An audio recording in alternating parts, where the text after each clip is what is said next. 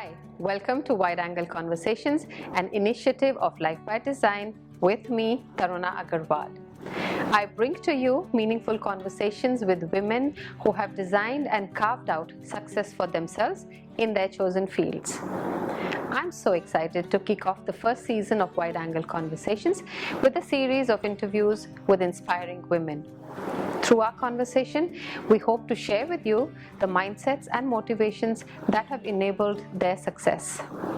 We celebrate these women and hope to inspire you through their stories, because stories are powerful. Stories spark connections and have the ability to ignite change. In the first series, I am interviewing women from the Indian diaspora who have moved here either with their family or with a job, and have proudly made Singapore their home.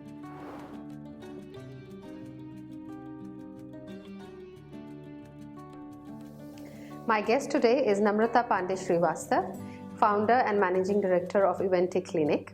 She brought the leading property exhibition India Property Fair to Singapore and has since spread it across Southeast Asian countries. With her next project in Europe and with plans of expansion to the US, this lady is indeed going global. Hi Namrata, welcome to Wide Angle Conversations. Hi Taruna, thank you so much for having me here, and it is always a pleasure to talk to you. I'm glad to have you over and to be able to bring your story to the people. Thank you so much. Yeah, Namrata, so we're talking about your journey, your entrepreneurial journey. I believe you started in 2012 while you were working, before that you were working in the corporate sector. Correct. So share with us about that, about your journey as it started. So in 2012, I started with one of the largest brokerage house in India. They were trying to set up their footprints in Singapore. Mm-hmm. So that's how I started the journey. Then in 2013, the pure entrepreneur bug, bit me. And then this company called Evente Clinic started because we wanted to create a marketing platform for the brokerage house. So that was the whole idea. And since then, it's a history that we've been doing good work. We've been traveling all across, and multiple operations are getting set up in different countries, and different shows are happening at different places. So it's a long, tiring journey, but yes, it is going on. Yeah, and you have seen both sides. You worked at the corporate, you worked for a number of years there before you started into the entrepreneurial journey. Yeah. Would you like to share with us the pros and cons of both? It is always very funny that when we see the picture from the other side, the other side always looks rosy. Yeah. And when I was an corporate junkie, I always felt that entrepreneurship would be really fun. And I think every youngster in their head wants to be an entrepreneur at the end of it. And when I became an entrepreneur, I realized, that was good what I was doing. So but both has its own sides. The kind of freedom, the kind of decision I can take, I could never take before. The kind of freedom of operating and setting my ambition into my own pace is what I can create for myself. But in same in corporate world, it has their own there's a lot of stability, there is a lot of learning you can do when you are in corporate world, which if you are with the right set of people. Right. So I think both has its own plus and minus. I'm blessed. I have seen both in the lifetime and did well in both. The learning of corporate world I have applied in my offices, the professionalism which we all derive. Most of my people, even who work with me, has come from the corporate background. Okay. So it makes my life easier. At the end of it, for me, it is not about running my business. I ambitiously only want to create a company and wants to grow a company. You wanted to grow, and you have done that beautifully. When you started in Singapore, then you spread to Southeast Asia and different countries, Thailand, Malaysia, Indonesia, Philippines, and now I believe you're going to the US and to Europe. Yeah, my most challenging has been Japan. It is very, very fulfilling, yes. I wish you all the luck with your Antwerp and the US, growing those markets. Thank you. One of the things that is in my mind to ask you is the fact that, you have created a niche for yourself in a predominantly the industry sector, which is really actually dominated by men. right? Correct. Interestingly, the opportunity was given to me by a man, so we cannot take it away from them. One of my close friends in India runs a brokerage house, which is the largest of India, and they are also going ahead with the global footprints. And from there, the opportunity came to me sitting. I started doing, and I realized there was a gap. So that's where probably my learning came in picture, and sensing the gap analysis and fulfilling that. There was not even a single marketing company at that time when I started. In Singapore? In Singapore, or rather by large anywhere, which was helping those brokerage houses or the developers to market strategically. Okay. On the marketing side, like events, and doing the other local alliances for them. So we started like that, and we are still focusing very, very core in that side. Right. So as it became a niche, the male factor and the female factor went away from my side, because we, at the end of it, the kind of competitive market it is, we are ahead of the competitions of any sorts. We already know that, and it gives us, I personally feel, it only gives us the leverage and the leeway of being women-centric company, because we have huge amount of trust factors with our clients. Yeah. They just know that there are no shortcuts for us. There is nothing which is going to be compromising. We don't compromise anywhere, anyhow, as a characteristic of women. Right. We are, yes. So, and we are able to multitask, do a whole lot of things. Absolutely. The multitasking is one of the factors which goes very handy in the business which we are in. Sure. So, I think that played a very, very important role. So, I always say it has been the plus for me. There is no dominance of male I have seen in my business. Of course, little friction here and there, but even women to women have friction. Yeah. So, I think so that is not what is. I mean, you are successful today. You've achieved it. You made it really big. What is success for you? So that is the funny one. When you started success, success is very subjective. True. So for people, success is money. Success is fame. Success is probably probably having both of them together. To me, success, because I cannot be very cliche, of course money, and I always say it is a byproduct of the effort you put in the work. So money would follow if you do it in the correct way. You're, at the end of it, you're a businessman, you're an entrepreneur. But to me, if I call myself successful, I would want to be called myself successful only when I know that there is no, I'm an entrepreneur, which is counted among the entrepreneurs, not as a women entrepreneur or a male entrepreneur. I like to have that gender equality or neutrality in the business or in the work which we all are doing. It is very, very important for me. That's what I probably want to tell it to all the people who would be hearing me today and who would be listening to us, our conversation, that let's not harp on the women side of it's not even a weakness. It's not a weakness. Also, when you are counted, so equality comes with very many parameters, and if we are counted among top 50, top 500, top 50,000, but the names, if the name is there, that yes, you are counted respectably among them, I think it is good enough. Then the count goes up, probably number one tomorrow. And I so agree with what you said, that women, we don't have to harp on that because it's not a weakness. Women are empowered. I think sometimes what is lacking is the fact that, we don't give ourselves the due that we have. We kind of undermine our own selves. And so I think through this platform, and I think what you're bringing out also is for women to stop putting yourself behind anybody. It's not that. It's if you are working hard enough, like anyone, you can make it big and you can achieve what you are. Taruna, I run a pure sales organization, Yeah. and it's a hardcore organization run and driven by women only.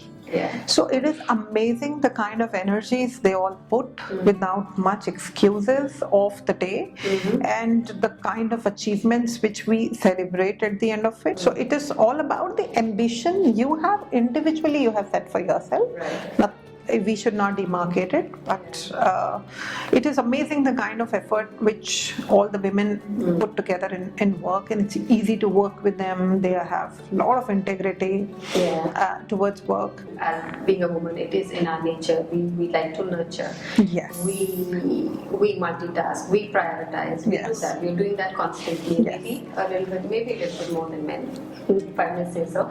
But that's what I want to bring you to. I think 2013 is when your son was born, and that's when you had your first show as well. Yes. Yes. So at that point, where you were starting off, and your first show was in the middle of it. Yeah. And then to now, how have you been managing how have you been balancing your work and the family? Of course, a newborn baby. Yes, so it is fun.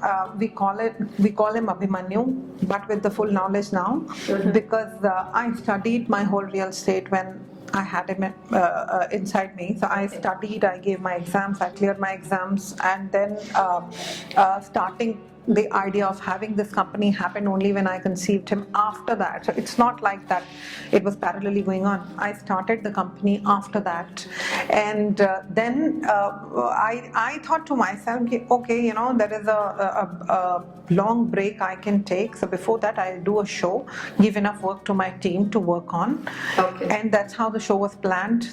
Thinking that, he'll be, my son will be good enough to stay inside and let me finish the chores and the work and the priorities. And then, he took the priority. So from there, it started. When a family demands a priority, you give in. So it is my learning from that time. I still feel that if my family demands a priority, and we all are pretty vocal about it, it's not like that in my family, we have a dinner time, we all sit down together, we all talk, and we all understand. My husband or me, we both take one step back if our son needs it, depending upon our schedules. We try not to take it together, but weekends, mostly like weekends are the family time, and I try my best, and even we are trying to inculcate this culture in our work environment also, that we don't ping after 8 o'clock in the night, so that we create. See, it all starts from within. It is not that I can just go to big lectures and give about it, but don't follow it in my company because I have a small team. I chose to keep it small for a lot of other components because I outsource most of my work. But also with the team which I have, I would believe that, we all create a work-life balance. We all don't go crazy about not living life, and it also applies to the men of the world. So I keep telling even my husband that, nothing will come crashing if we don't act immediately. Professionalism is highly important in any side, but creating that balance is in your own control, that you have to decide at that given point of time that your family takes a priority or your work takes a priority, or how you can create a balance. That's why second line of authorities and second line of management or second line of delegation, or that is very important. You cannot be successful if you do not create that. It applies unanimously even in your own house. If you don't have a second line, which is your helpers or whatever we call them, or even the taking help from your mothers and your husbands, and so there is always a second parallel line. If everything is dependent on you, I don't think you can do that. Then you have to have the support system around you, absolutely, so that you can you can do the requisite and put in the requisite number of hours. And I think it's so important what you're highlighting. It's so badly needed, especially in the especially on an entrepreneur. As if you're an entrepreneur working hard, you have to manage so many things, right? So I think it's very important that you take care of that absolutely, aspect. absolutely. slow down a little bit? Because I literally grew two babies together. It was like literally raising twins. Yeah. And the demands were absolutely different. It's not like feeding both of them, no. Both of them needed different attention, different time zones, sometimes the same time zone. Traveling, leaving a little one at home, traveling it, that like my first travel, I still remember my heart came to my mouth that, oh, how would he live? But they just know. So it's our, it's all our conditioning as a DNA. Like I think we were discussing the other day also. We have that DNA, that which makes us a little more softer, and that's why we sometimes can do wonders with our balance if we do it rightly. We don't compromise on our children ever. Or rather the family ever, but even the work. I see it should not be even the third, it should be like family, children, because their needs is a little more different all the time. And work can go hand in hand. It has to go hand in hand. Work is such a big part of our lives. So anyway, you can't just. So you have to. Well, you can prioritize whatever is the demand wherever it lies at that point. My issue is, Taruna, that there are many a times, many a women I have come across, ironically.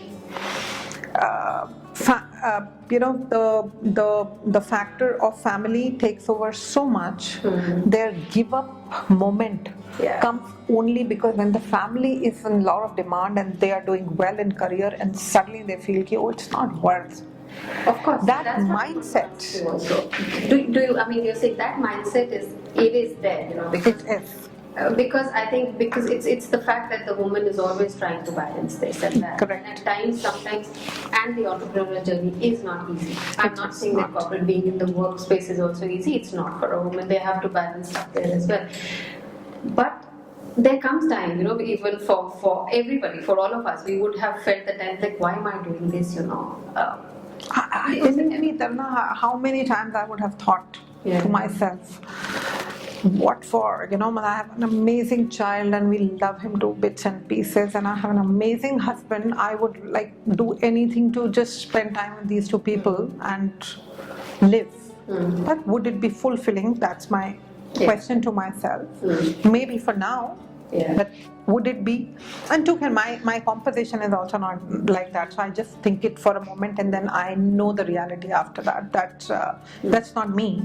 But so I believe that if your passion and your vision is strong enough, I think these things would come and they would be temporary and would pass by. But you will always stick to it and Correct, and that is so important in this in this world to understand that when this moment comes, one, you should have right counselors to counsel you, because and my counselor is my mother, the first.